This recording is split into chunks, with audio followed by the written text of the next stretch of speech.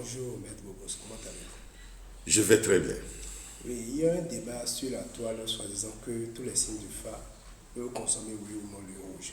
Selon vous, est-ce que le phare peut consommer l'huile rouge? D'abord, la première notion que nous devons nous poser, nous demander en tant que pratiquants du phare, est-ce que c'est de l'huile où il s'agit ou c'est du rouge il s'agit? C'est de la couleur rouge. Le problème est au niveau de l'huile ou bien au niveau de la couleur rouge. Je crois que dans les deux cas, ça doit être non.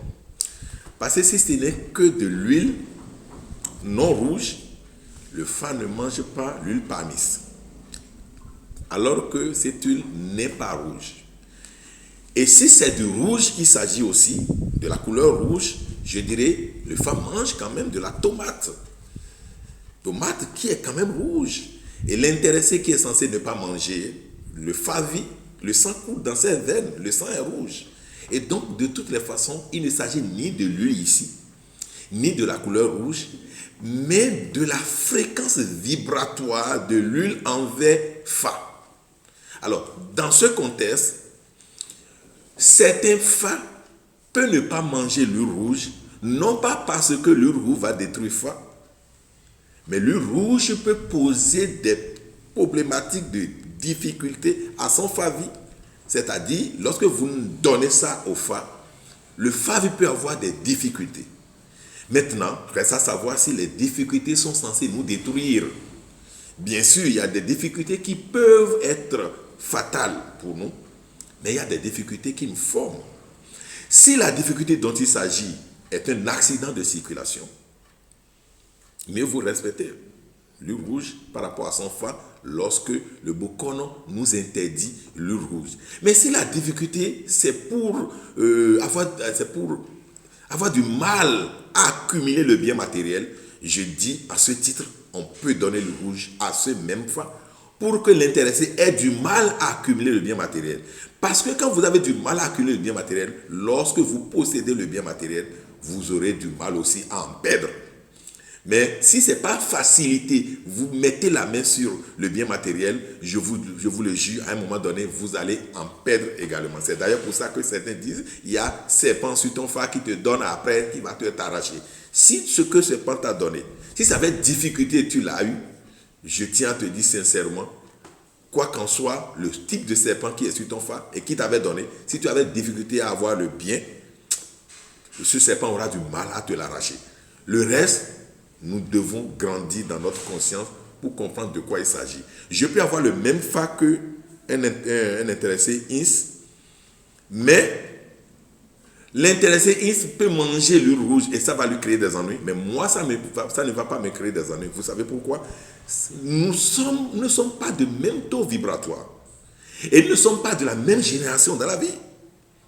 Non. Nous ne sommes pas de la même génération. Vous êtes à votre niveau, je suis à mon niveau. Nous avons bien sûr, vous êtes mon phare non-vie. Mais attention, le niveau de conscience n'est pas le même. Ce n'est pas parce que Y a un phare donné et j'ai un phare que sincèrement nous avons les deux, les interdits liés à nous deux sont capitaux, non. Parce que le phare est d'abord énergie. Le phare est temps. Le phare est espace et le phare est matière. C'est d'ailleurs pour ça que vous avez les 4 anneaux là. Alors, en matière d'énergie, le phare peut nous interdire quelque chose. À nous tous. Dans un grand domaine de définition. Mais nous devons aller vers une restriction de domaine de définition. C'est-à-dire quoi? Le phare est espace. Alors, je prends mon espace. L'espace de Adjatado, de Dahomey. Où il y a des palmiers. On peut interdire à celui-là qui est venu ne pas manger l'huile de palme à partir de son phare. Mais si c'est quelqu'un qui ne connaît même pas l'huile de palme, dans son espace vital, il n'y a pas le palmier. Si vous dites à celui-là, tu ne dois pas manger l'huile de palme, il ne saura même pas de quoi tu parles. Et donc, on doit regarder qui est initié par rapport à son phare et réussir à lui dire des interdits capitaux. Je vais de la même façon, je suis sur la même droite. Quand on parle de fruits de dragon ou de radis, par exemple, mais lorsque, en tant que Bokono, je suis devant un Français, je lui dis, mais monsieur, vous n'allez pas manger le fruit de dragon, ni le radis. radis. Parce que c'est rouge. Je sais bien que c'est la vibration du rouge là qui n'est pas bien pour le favela. Mais quand est-ce que je vais dire à un Africain, à un Béninois, quand est-ce que les parents, il y a 100 ans, avaient dit à un Béninois, tu ne mangeras pas de radis. Il ne connaît pas ça. Raison pour laquelle nous devons évoluer dans ce que nous faisons. Nous devons évoluer pour généraliser le fa et non nous occuper de fa culturel. Nous sommes trop.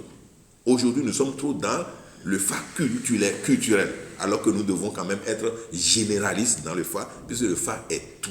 Ce qui est connu, ce qui n'est pas encore connu et ce qui sera connu, le fa est ça. Merci.